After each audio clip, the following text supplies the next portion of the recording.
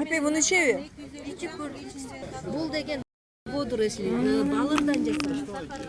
Бүгүнкү күндө эл чарбасына кошулган жаңылыктардын бири хлорелла же жашыл балырлар болууда. Азыр хлорелланы айыл чарбасында гана эмес тамак ашка кошуп, дары катары да кеңири колдонула баштады. Мындай жашыл балырдын пайдалуу жактары көп болгондуктан коомдо хлорелла деген эмне, аны кандай колдонууга болоорун билүүгө кызыккандардын саны арбыды. Балыр бул топурактын составындагы гумусуну көбөйткөнгө бизде аябай керектүү нерсе. Негизи Союз таркагандан бери азыр Кыргызстандагы азот, селитра, химикаттын жерге көп берилгендигине байланыштуу топурагыбыз топурак эмес, кумга айланып бара жаткан учурда ошол кандай жол менен ушул нерседен чыксак болот, кандай продукция бар, ошол жердин составындагы гумусуну нормализовать этип, өзүнө алып келе турган деп изилдеп аткан учурда ушул хлорелла. Хлорелла бизге чаңыдан келе баштаганы менен муну Жапан эли ичкенге, айыл жана мал чарбасына кеңири колдонгондо 50 жылдан ашса, Украина менен Россияда 10 жылдан ашты. Азыркы Украинадагы абалдан улам өнөктөш адистердин сунушу менен хлорелла өндүргөн завод Кыргызстанга ачылып, балырлар өзүбүздө өстүрүлө баштаган.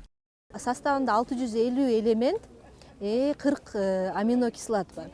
Бул почти турушу 55% пищевой протеинден, белоктон турат да. Айрыкча жанагы бобовый продукцияларга, жана фасоль, мисалы үчүн жанагы зерновой культурада колдонгон учурда результаттар 15%тен 25%ке чейин бул түшүмдүүлүктүн көбөйтүп бергени, результат бергени, жыйынтыгы өтө жакшы результаттарга жеттик.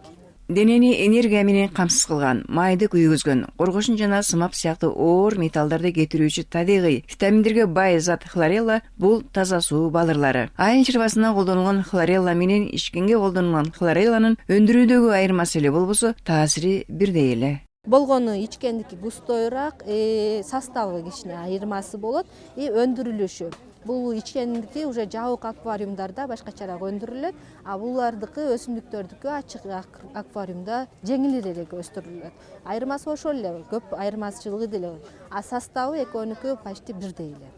Адистердин айтуусунда завод күнүнө 50 тоннага чейин хлорелла чыгара алат. Кардарлардын талаптарына жараша эми өндүрүштүн көлөмүн кеңейтип, келечекте ден соолук үчүн пайдалуу хлорелланы чет мамлекеттерге экспорттоодо пландалып жатыптыр. Бир эле Кыргызстанда эмес, башка өлкөлөрдү дагы камсыздайбыз деген ниетибиздебиз. Башталып чыкканы Японияда бул жана ядерный бомба түшкөндөн кийин адамдардын эң көп жашаган 50 жыл, 60 жыл жасап, балдары майып төрөлгөндөн, ар кандай оорулар күчөп кеткендигинен улам ушул хлорелла деген өстүрүлүп баштап, Японияда аябай кеңири колдонгон. Ал жакта азыр лимонад, десерт, торт полностью хлорелла колдонулат.